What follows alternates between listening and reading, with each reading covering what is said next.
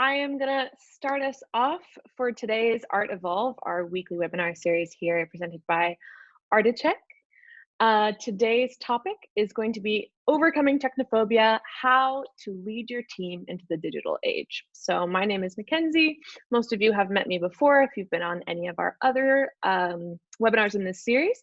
I'm the head of digital marketing at Articheck, and today's guest is Robyn, and she is going to be talking about, of course, overcoming technophobia. She is a training and development specialist with a particular expertise in this area, which is actually how I met her. Yeah, cool. Yes. So just to give a reminder to everybody just how this works, if you'd like to comment on what we're talking about, which we wholeheartedly enjoy, then please make sure that you use the chat function, and make sure that when you're sending the message, right above where you type the message, it says "to," and then change it to all panelists and attendees so that everyone else can see your message as well. And if you have any questions about what we're talking about that you would like to be answered in the Q&A section, there is a Q&A button down in the toolbar at the bottom. So if you click on that, you can actually put your question there. And there's this fancy little thumbs up button that you can click if your question has already been asked by someone else, so that it goes to the top of the list to be answered at the end. So that's about it in terms of how Zoom webinar works. So let's get rolling. Robyn, why don't you tell us a little bit about yourself and your background? Okay, so I started teaching at tertiary education level about 10 years ago. And then I ventured into the corporate sector for a little bit. And it was there that I realized that my future was definitely going to be in training. The pharmaceutical industry wasn't really my favorite place to be. But yeah, I moved back then to the university environment where I taught English to students from all around the world. And I trained pre-service teachers and in-service teachers. So people who want to learn to become teachers and people who are already teachers, mostly at public schools. On a TESOL course. So TESOL is teaching English to speakers of other languages. So communicative language teaching course. I've also trained university staff in communicating or communicative teaching methodologies. And all of this was part of the project for the university's language policy implementation that was phased in sort of across 2017, 2018. I've got a master's degree in second language studies.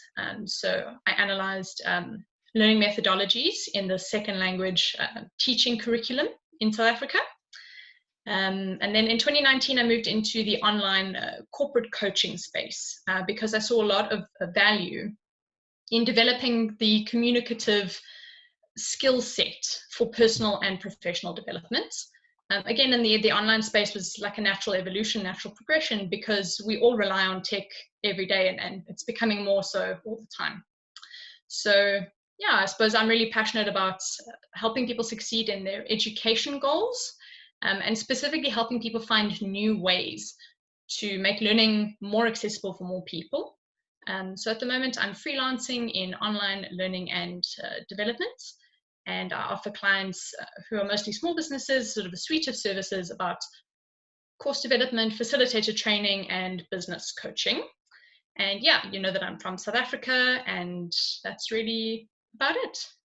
Yeah, so great. We have someone, I think you are potentially our farthest away guest so far, which is great, in Johannesburg, in Joburg.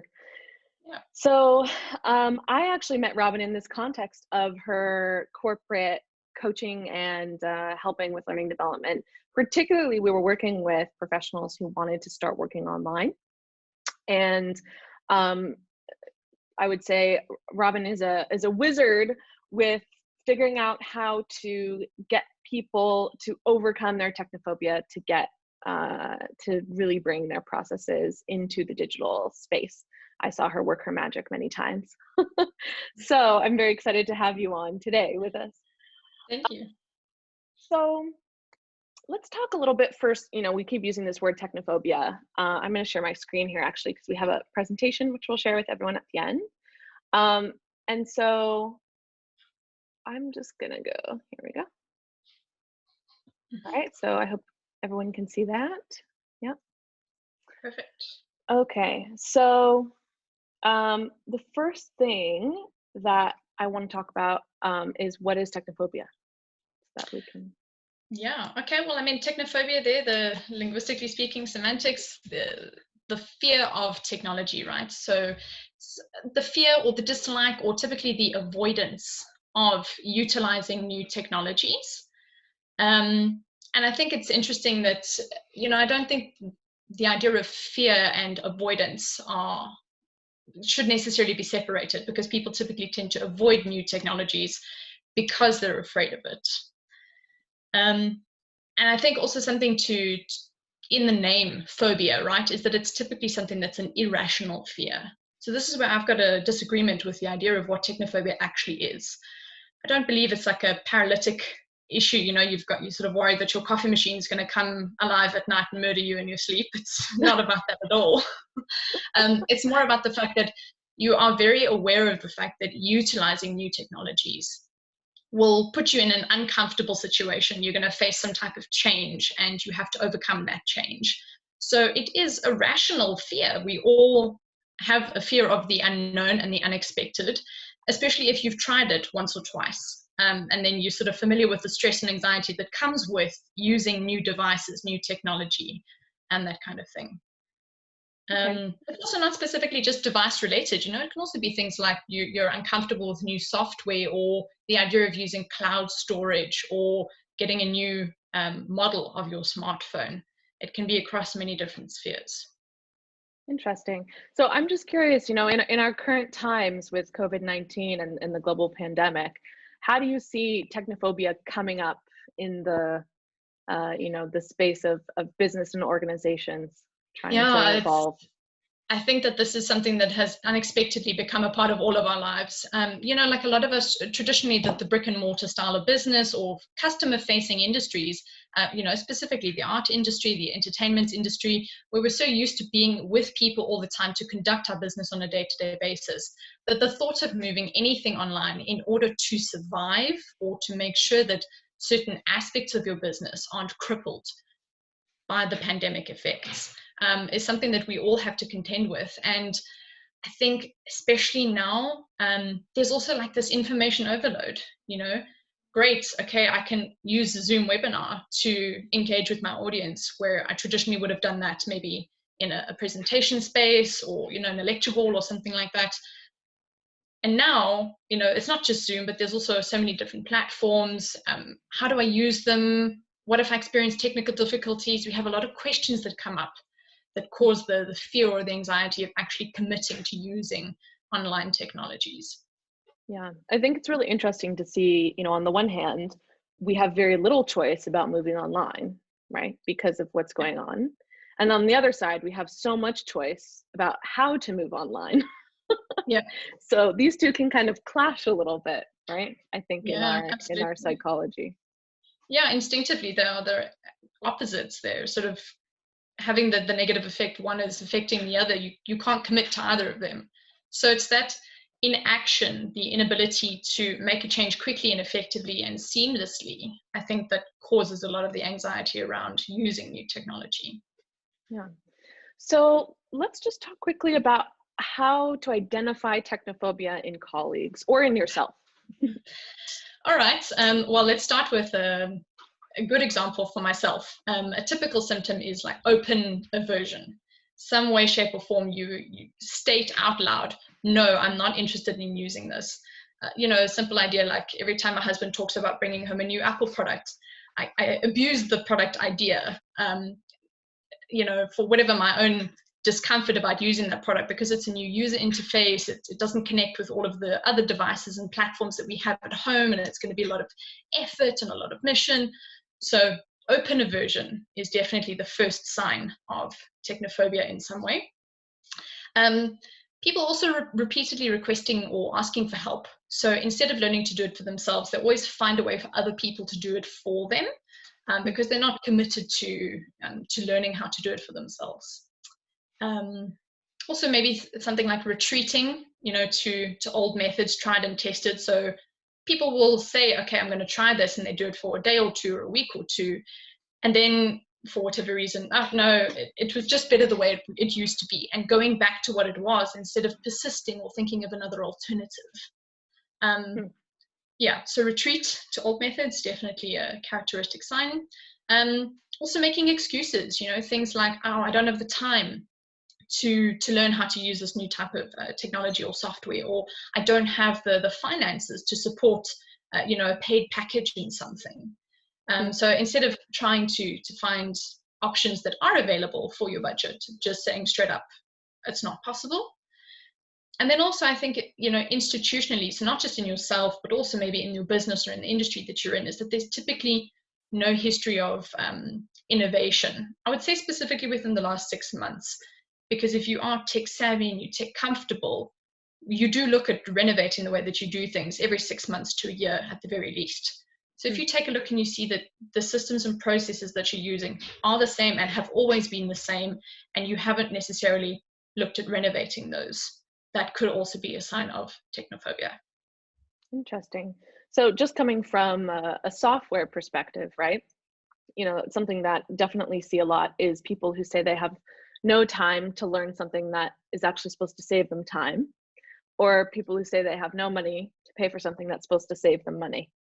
So I definitely, can envision the scenarios where people definitely bring up excuses that, whether or not, sometimes you don't even realize it's an excuse. I think I also, if I'm feeling uncomfortable with change, sometimes will be, oh, well, I don't have time to do that.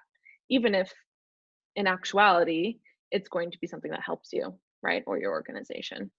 Absolutely. And I think that's interesting that you bring up the word change, because I think the idea of change or transformation is very synonymous with technology and how we plan to use it every day, and how we're going to have to keep up to date with those things as we go.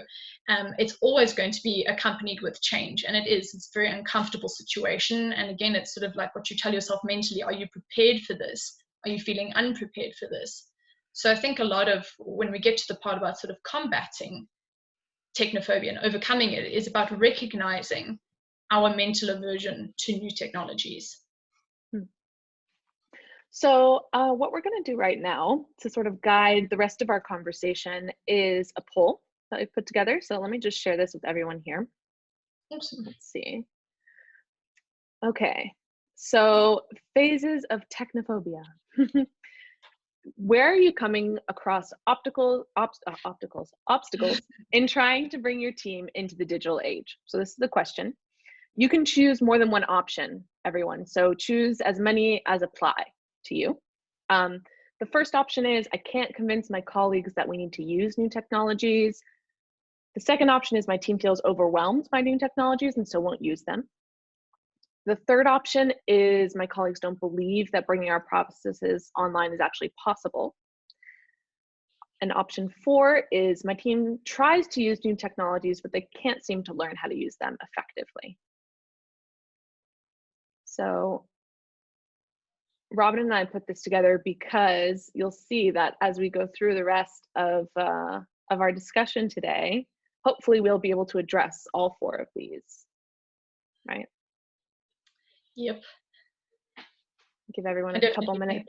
We'll have an overlap here. I think that it won't just be 1 or 2. No. So let's see, give everyone a chance to vote if they'd like. Anyone else want to put in their opinion? Okay, wonderful. So I'm going to, oh, let's see, a couple more people jumping in. Interesting. Okay, so I can now share the poll with everybody. Here are the results. So that's interesting. It is very interesting. So it looks like our winner here is, my team tries to use new technologies, but they can't seem to learn how to use them effectively. Above and beyond, that is number 1. So I think that's, particularly indicative of, parts of the art world where people, art is sort of always on the forefront of creativity and innovation in a way, right? But I think on the other side, sometimes it's very hard to actually adopt and keep those new technologies going in our organizations. Number 2 was my team feels overwhelmed by the new tech. Okay, and then tied for 3rd is can't convince my colleagues to use them, or my colleagues don't believe that their processes can go online. All right, thank you everyone for answering. So what do you think about this, Robyn? I'm curious what your perspective is on the results that we got. Yeah, I think you're right that it is indicative that, there are some industries that lend themselves more to innovation. I definitely think that any industry in the humanities space, we're interested in people and how we communicate with people and how we maintain interest in those different industries. Also nice to see that the willingness is there, right? The recognition that it's important and that it's a necessary part, not just of our businesses now during the time of the COVID-19 pandemic, but potentially into the future, not potentially, almost certainly into the future as well. We can kind of divide these questions into 2 different categories. So the first 3 relate more to the idea of how people perceive the adoption of new technology. So how they respond when they're introduced to a new technology. Whereas the last question then specifically speaks to adoption, like you said, the idea of learning how to use a new technology effectively and comfortably so that it can become a regular sort of part of the way that you manage your business and make it stick, it becomes sustainable. So if we had to take a look at these in terms of like the technophobia phases, I would say that, the idea of introduction is the first phase of overcoming technophobia, is that you have to make people aware of what their prejudice is, why they're uncomfortable about it, why they're nervous of it, so that you can get their buy-in on the new technology that you're trying to introduce in your own business or with your colleagues or, in your entire industry, if that's the way that you're going. And then the last one speaks more to about the sort of implementation phase, the development or the design, getting your team members or your colleagues trained effectively so that they can use that new technology effectively. Yeah, definitely. Okay, so I think then we probably know a good place to start, which would be, how do you introduce new technologies? So Why don't you bring us into this, Robyn? Okay, so this relates then to the sort of the 3 responses that we had. So the first one that out of the first 3 questions that the poll showed was that people generally feel overwhelmed by the sheer amount of technology or the amount of information that they have to process in order to use the new technology in their work environment. So, this relates then to the second bullet point here, where we talk about if you're overwhelmed, what will help is to just direct focus. Pick one item, be it one piece of software or one new hardware device or anything like that. Let's say, for example, you're going into project management, pick one project management tool that you want your staff to become familiar with and learn to use. So don't give them too much all in one go. We're going to radicalize our whole entire business and we're going to do it by, in the next 6 months, changing everything that we do. Take it one step at a time so that people don't freak out. The first point there is, it's really important that people see the value in the new tech for their own role and also for the role of the business and for the industry itself. So help them see the value. What is the actual function of this new device or this new software or the use of cloud storage, for instance? Show them how it's going to benefit them.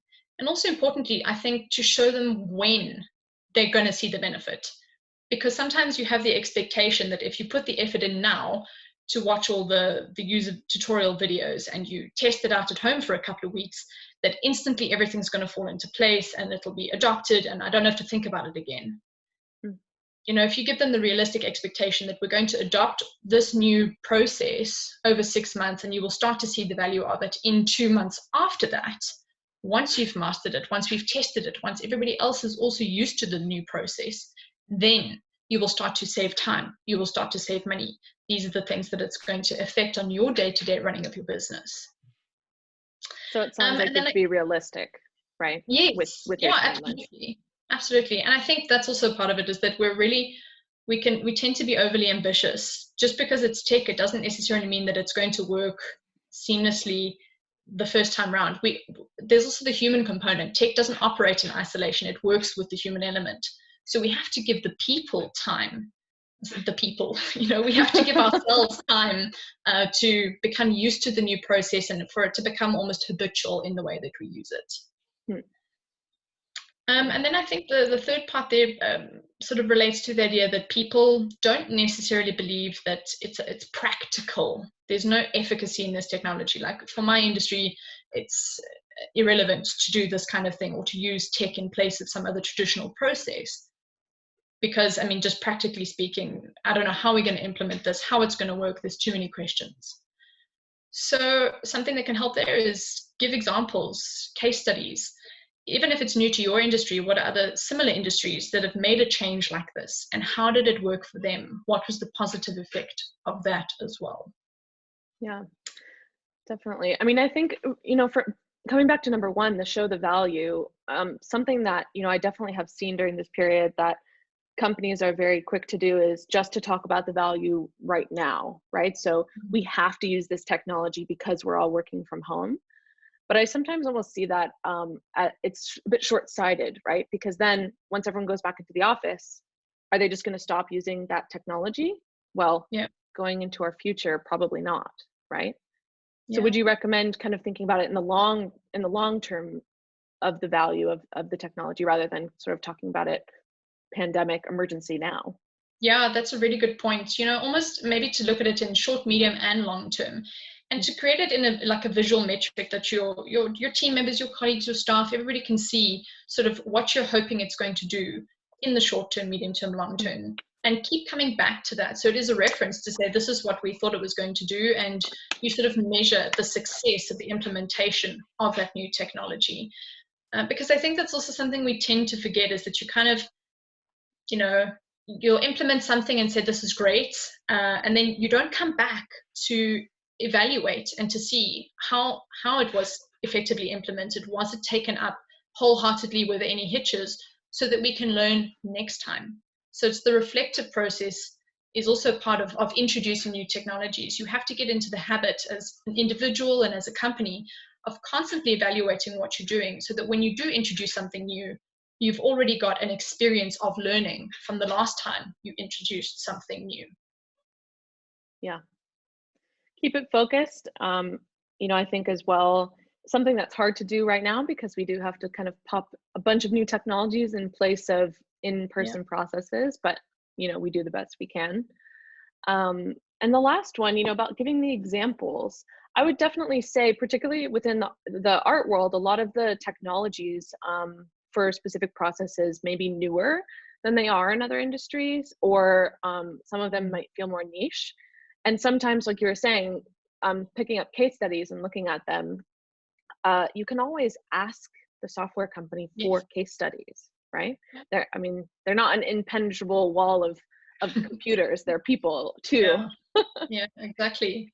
Yeah, and that's interesting because it's, again, not just the software companies, but also other people in other industries. Ask, talk, have discussions, have the community of practice. I kind of think that we have this feeling that it's a lone journey, that I'm going to take this on, and because I need to learn to master this, I'm going to learn everything about this new platform and implement it in my company. And we forget that other people have also tried and tested. And so if we just sort of reach out and say, hey, who's tried this thing? How did it work? How didn't it work? What would you do differently next time if you were implementing this? So other people can become our guides or our resources in implementing something new. And I mean, we have so many different social media platforms at our fingertips. The art community is a very strong one. There are very specific community boards where people can go and have discussions around what's working and what's not. Even if it is in the competitive industry, to know what it is that's working or what's not working for your competitors gives you an edge on what to do differently for your own business as well. So a lot of good will also come out of reaching out in an effort to introduce new tech just for yourself. Yeah. I mean, I think what you're talking about is reaching out on social media, even just posting on your Facebook or posting on your LinkedIn, right? Yeah. We're thinking of using this project management tool, or we're thinking of using this collection management tool. has anyone else used it? What did you think? What's your feedback? Can I talk to you about it? Yeah, absolutely. Definitely. We're not working in a vacuum. Yep. So what about adopting new technologies? So just to give everyone like a bit of a division between these two, right? When we're talking about introducing new technologies, this is how do we sort of bring it to your team and say, this is what we're thinking about using, and this is what we're going to use it for, and this is our goals for this technology. When we think about adopting them, we think about not only, you know, having our team try them for a week, but actually 6 months later, our teams are successfully using them. I would think would be the mark of a good technology adoption, successful technology adoption, 6 months to a year later. So tell us a little bit about how we should look at adopting new technologies successfully with our teams. Okay, so I think, you know, a lot of this speaks to things like, you know, make sure that there's effective training, and make sure that people are informed and that there are deadlines. A lot of that is self-explanatory, because it's things that we know that we need to do whenever we're introducing, let's say, for example, a new product line or a new process for our business in the traditional sense rather than just online. Those things are the same. And you know, this was then from the poll that we took like a look at, was that it's not an unwillingness to try. So we know that in the sort of phase of combating technophobia, a lot of people have passed through the buy-in stage. They've bought in, they know it's important, they know why it's important, they know it's going to help their business be sustainable in not just now, but in future. But then there's that like sort of inability to actually use it, or to set it up properly, or use it fully, or use it correctly. So the question is then why? So I think maybe now in the chat function, if anybody can write some questions here, like when you are trying to adopt new tech, be it with yourself, your new company, your company, your colleagues, what is it that you are currently doing to try and help people or yourself adopt new tech? For example, I'm watching a video, or I'm trying to teach somebody, or I've loaded it on their computer and they just have to use it. What is it that you're doing to encourage people to adopt a new process? That's a great question. So if anyone wants to answer in the chat, just make sure you put all panelists and attendees. I'm curious to see what people say. So if you're trying to help your team or your colleagues use new technology or adopt new technology successfully, what methods are you using? So have you given PowerPoint presentations? Have you explained it to them verbally, talked to them on the phone, walked them through it on their computer? User group meetings from Denise. Okay. Oh. Sharing an email, positive fun training. Great. Nice.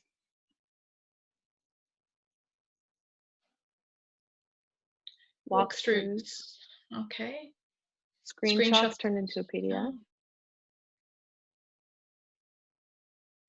Instruction manuals. Impressive, Natalie.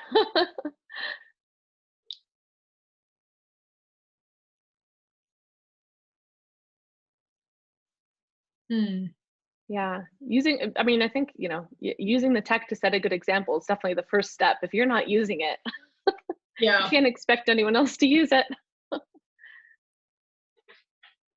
Sort of informal tips and tricks sessions. Yeah. Interesting. Okay, so Beth, when you talk about tips and tricks, how do you typically deliver those? Is it like a message? You have a message forum? Is it emails?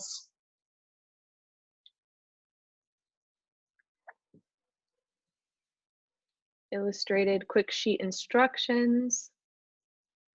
Highly illustrated. Yeah.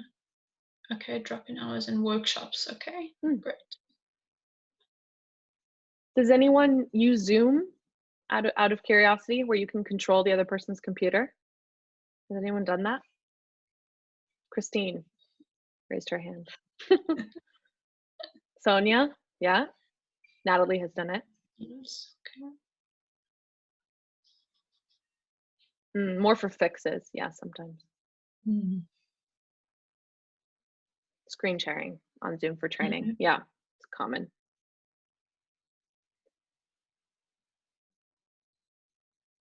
Okay, so I think something interesting that I'm sort of taking a look here is that, I mean, I think a lot of the actual tech platforms that we use for training now, in a time where we're all working from home, lend themselves to things like videos or screen grabs, people need to see the actual buttons, right, that you have to click on. And I'm just thinking about the students that we taught before.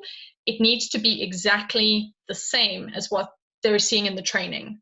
And I think one of the problems with that is that sometimes the tech that we're using has updates and changes in the background, and those happen generally a lot faster than we can keep up to date with all of our training materials. So it's almost like we need to think of a way to keep the training up to date and as fresh and as relevant as and when new updates are created.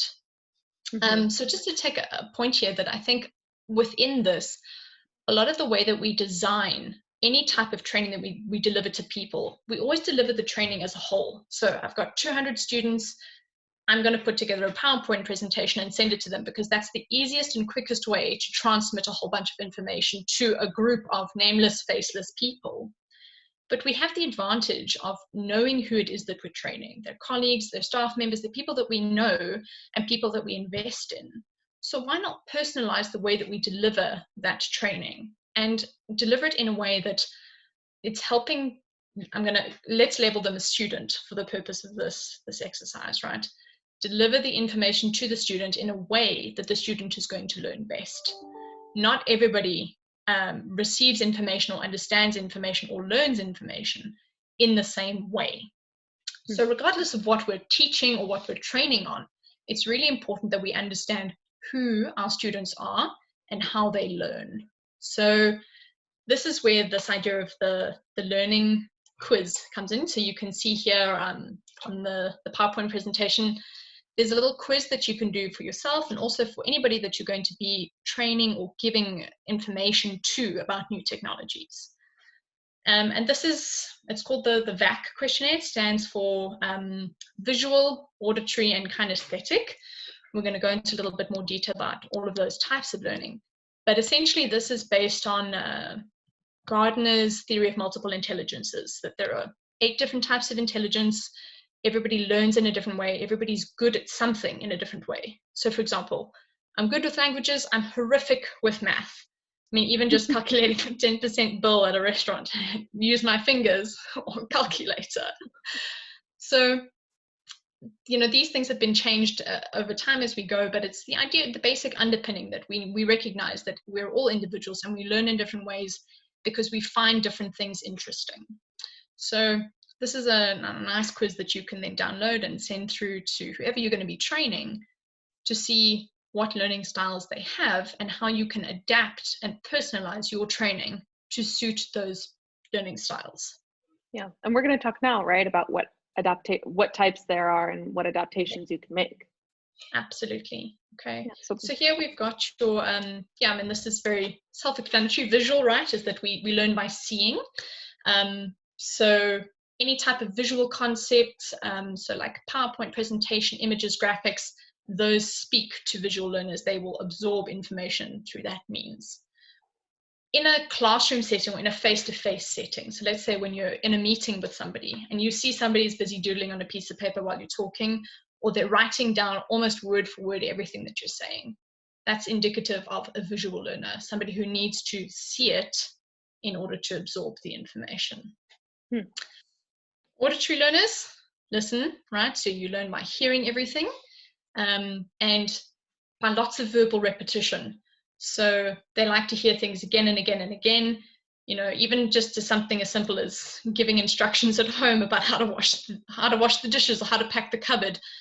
For an auditory learner, you need to tell them 3 or 4 times so that they can absorb the information.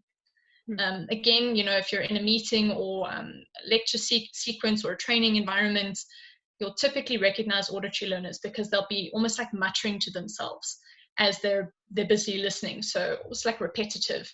You talk, they talk, you talk, they talk. They're also very chatty during the training itself, asking lots of questions and talking to other people at the same time. Also, you can recognize these types of people by asking them to recall the details of a story, and they'll tell you all the little intricate bits and pieces. They don't necessarily relate to the bigger picture, but they will remember all the smaller sequencing. And then kinesthetic learners. So these are people who learn best by actually doing the thing or activating some type of physical sense. So, they typically pace up and down, they twitch in their seats, You know, they're very, like playing with a pen in a meeting as well, fidgeting, jigging their leg. Those are typical symptoms, well, not symptoms, it's signs of a kinesthetic learner.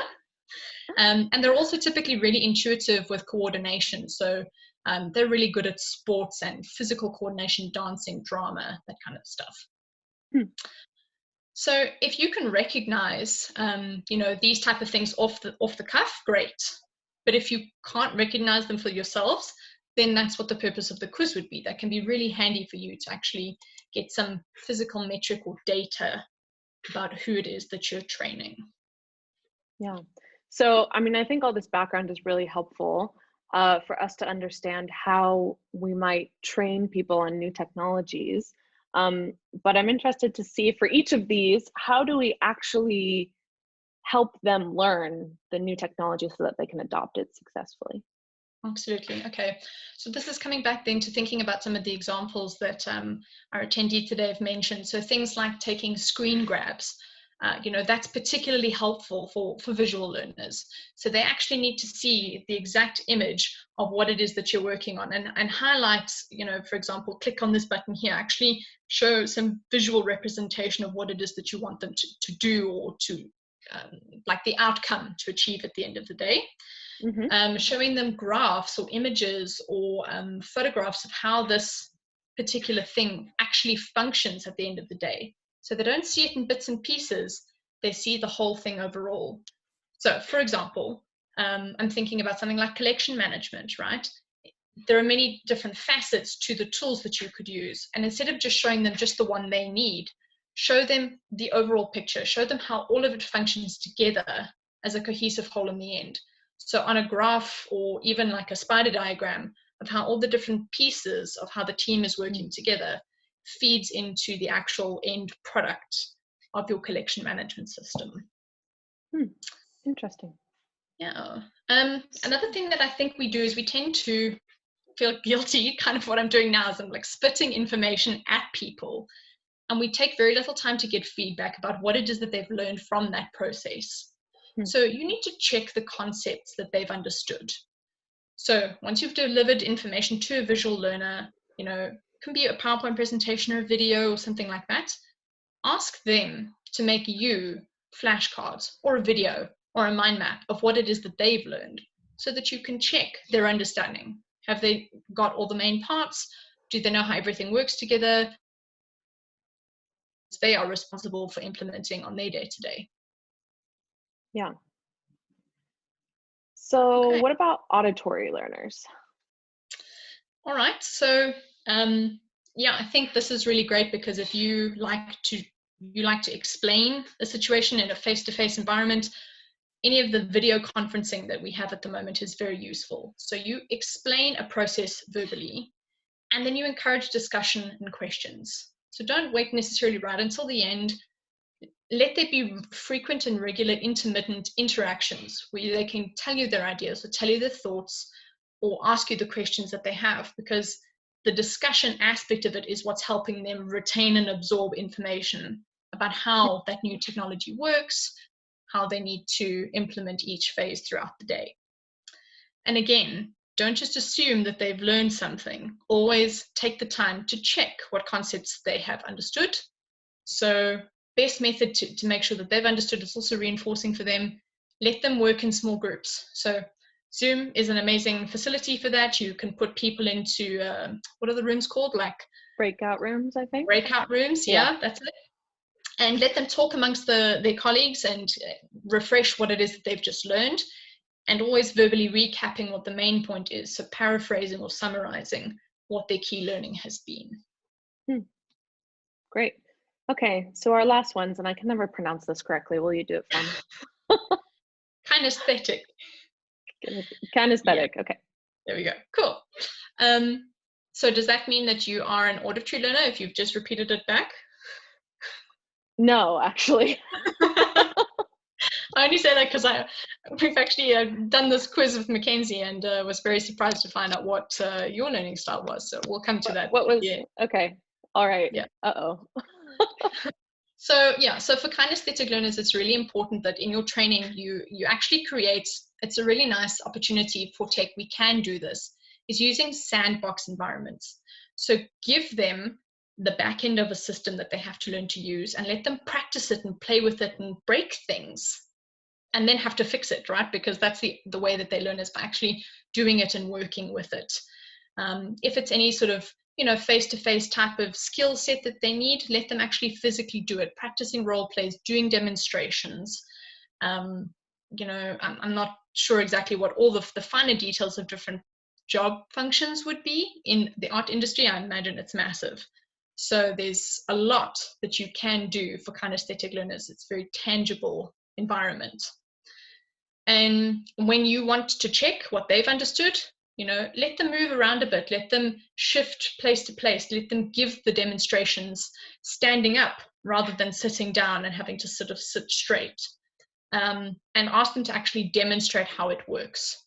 So a perfect example, if you've asked them to implement a new, like task management materials or a system, then you can ask them to actually set it up and make a video and explain it and actually click on the things in the video while they're doing it, and then send that through to you, because that's checking they've actually physically absorbed what process comes first, second, third. Yeah, so I'm guessing, in most contexts where you're going to be teaching more than one person how to use a technology, you are going to be dealing with multiple types of learners. Yep. Right? So if we think about this in our online context now, in the pandemic, where most of us are working from home or have some colleagues that are working from further away, so we do have to do most everything online, what combination, let's say I was going to teach people how to use ArtEvolve, let's say, in my team, okay? So condition reporting software, I'm going to teach my, my team in my museum how to use it. How could I incorporate all three learning styles into one tutorial that would allow them all to get what they need? That's a really good question. You need to take a look at what different stages of your training naturally lend themselves to different things. So for example, when you're giving an overview of what the product is and how it works, then it would be really great to do a visual presentation, because that's what the visual learners need, that overall picture. So give them a PowerPoint presentation where you're just showing them all the bits and pieces and how it works. Mm-hmm. Then that there's going to be, your opinion about how we're going to use this, and do you think it's useful for you, and do you want to create some type of buy-in as part of your training. Awesome opportunity for auditory learners, creating that discussion, giving them the opportunity to have breakout sessions and explore the validity and the use of this tool in their own role every single day. And then at the end of the day, you want them to actually take away a skill from that training session. So give them a task to do in your training session where they physically have to go and play around in that environment or simulate an activity that is what you want them to learn in that new type of technology. So always thinking about, keeping it focused, one activity at a time. I know our tendency is to have like a really wild and wacky presentation with all these animations coming in, and we're talking at the same time, and then we're giving examples, and then we're asking them to write things down at the same time. Just focus on one thing at a time, making sure that each activity lends itself to one of these particular methods or techniques rather. Mm-hmm. Yeah, that makes a lot of sense. And I think especially when we have all of these technologies available to us, we even have new technologies that we might onboard for the training process of training people on new technologies, right? Yes. Which I think is hilarious, but also true. So Zoom, right, we already mentioned, is a big one that can be really helpful to people. I love to make my presentations in Canva. So if everyone has seen more than one of my presentations probably at this point, it's great because it has like hundreds of thousands of icons and pictures that if you even have the lowest tier of, I think you pay like $15 a month, you get all those for free. So you can really target those visual learners, right? And then I think one of the other tools, which both of you and I kind of learned about at the same time, is Loom for kinesthetic learners. So do you want to explain what that is and why it's helpful? Yeah, so Loom is a really nice recording tool, training tool. Essentially what it allows you to do is to record your screen, and you have a choice if you wanted just your screen or your screen and yourself as well. And then you can actually record yourself doing the actual process online. So for example, teaching students how to create a profile to log into a learning management system. I take a video of myself logging into my own learning management system. So the students can see step by step how I'm doing it. So that works really well for visual learners. But it also works really well for kinesthetic learners, because essentially what they can do is watch, pause, and then open up their own platform and make sure that they're clicking on the exact same thing. So they're doing it as they're learning about it. And that's the kinesthetic practice. So Loom is a really nice tool for that. Yeah. And I think another one that works really well, I mean, everybody has their own preference, but also Camtasia as a sort of a video editing software, because it allows you to then switch between different things. So you can have a video presentation where you're talking about a slide. Then you can have a clip of just you talking. So that's great for the visual learners. Then you can have a section where a question pops up, and it gives the students 5 minutes or 10 minutes to actually go and do a practical activity. So that allows you to segment between the different training styles for the different learners.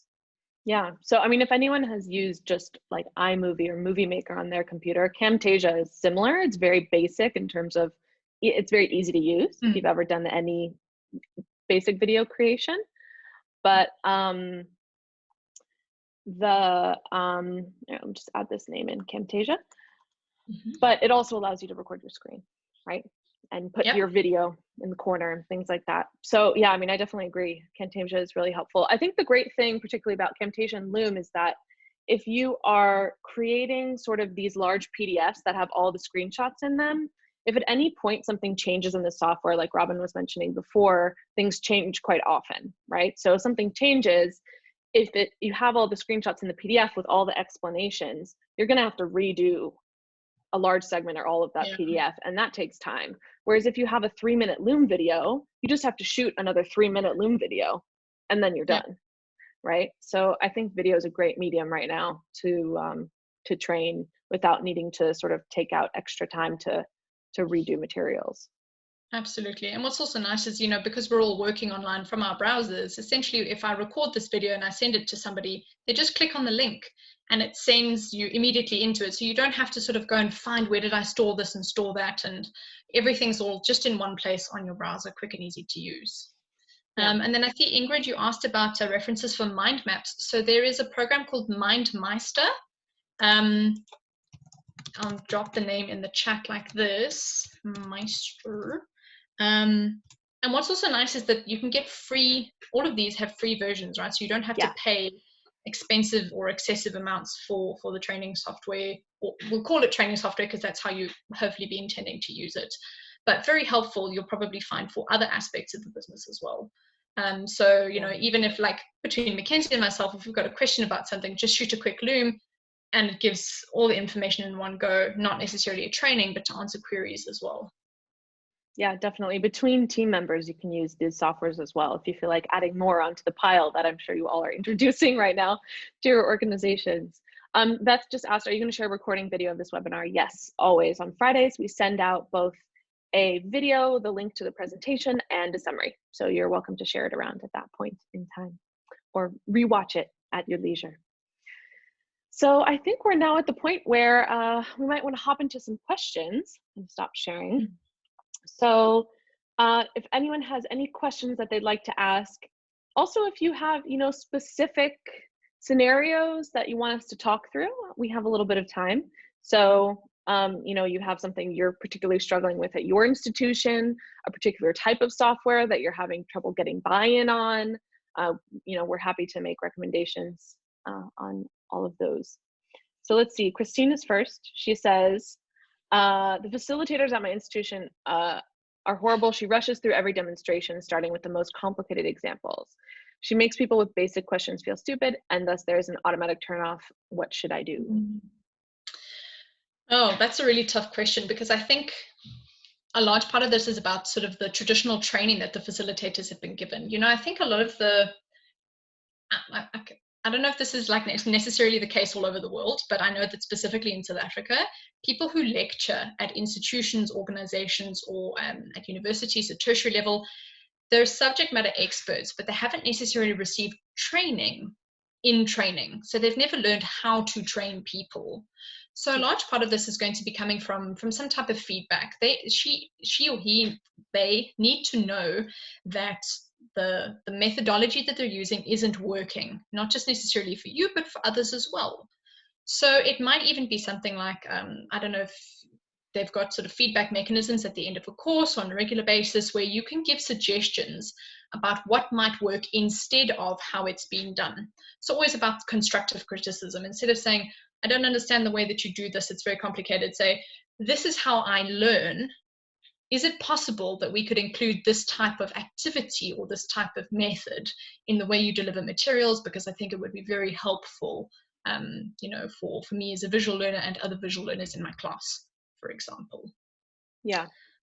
Well, I mean, now that we've answered your question, I don't know if you want to send her this webinar, but perhaps you can send her, you know, once the highlights are out, you can copy the material of the summary and maybe pass it over. Just kind of say, you know, I saw this interesting webinar and this is the outcome of it. Could be a good starting point. Kind of a objective third party rather than you having to feel like you have to step forward and tell her what she's you know, struggling at. And it comes through like conversationally, like, oh, by the way, I watched this really interesting webinar, and because you're a facilitator, I thought you would be interested too. So it's not necessarily alluding to anything, but gives the sort of open opportunity for dialogue. Definitely. So let's see. Natalie says, do you have any tips for people who feel worn out about constant tech changes over their career? I have team members who feel like they don't want to take the time to learn new tech because they feel like it won't be around for very long. Yeah, that's a really good point. I think I can speak for myself here. I definitely feel like that sometimes, especially if the industry that you work in is by its very nature rapid in change. And I think a lot of this is about the mindset. So coaching into a new mindset that it is inevitable that it's going to change. So it's not that you necessarily have to master the new technology, you know, in a way that you become a developer of it, but just being comfortable enough that it's giving you skills that you can apply elsewhere in your job, so that even when you move away from that tech and you're using something else, you've seen how those skills have been, you know, valuable for the way that you see new information, the way that you learn new information, the way that you manage your tasks in a different way, for example. You know, no learning is ever a waste of time. And that's the framework that we need to try and see things from. It can be very frustrating. Being able to express that you're frustrated is kind of the first port of call. You need to be honest and say, oh, wow, okay, we've just moved to a new project management system and now we're moving to another one. I'm very concerned about this. And, you know, again, whoever's implementing the changes needs to know why everybody feels worried about it and what the sort of the hitch is, but then reframe it to say, well, what did we learn from this? What has been good? Yeah, that's a good point. So let's see, Barbara popped into the chat here and said, we're trying to find something that will help with project management, communicating tasks and deadlines, reporting. Do you have any suggestions? So I can take this one. Barbara, I'd actually recommend, yeah, I've worked with a lot of project management softwares in my life, have I not? So Barbara, what I'd actually recommend is signing up for a digital transformation session with the ArtEvolve team. So give me one moment. I'm just going to pull up and pop in a link for everyone who might like to sign up for one of these. And whoever is our team member with the most experience and whatever you're sort of struggling with and you have questions about will be the one who holds the session with you. So, you know, if you have questions about project management, this is something I have quite a lot of experience in, and I've dealt with at least a dozen softwares, if not more, probably more like 15 or 20. So if you'd like to have a 30-minute chat, then you can just sign up using this form and we'll send you a calendar booking to get you on the books. And it's completely free. It's just something that ArtEvolve is kind of offering to the community right now during COVID-19. So let me just pop this up. Get a link.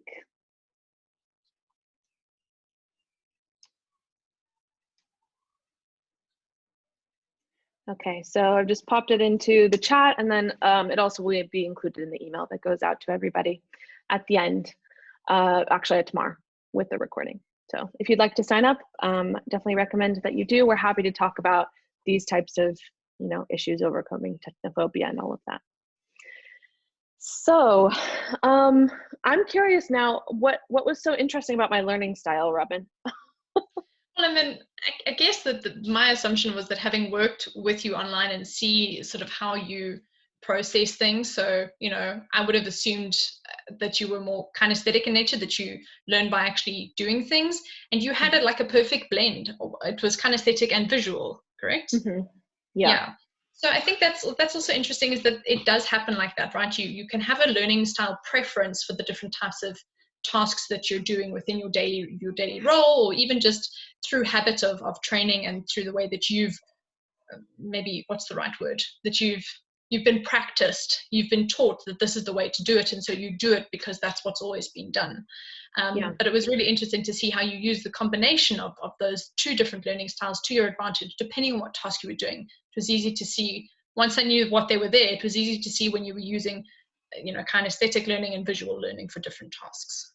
Yeah, so I think that's why, you know, especially important when you're working with groups to incorporate all three styles into your training if you can't split them out, right? Because some people are mixed and they may, you know, benefit from having two or even all three incorporated. Absolutely.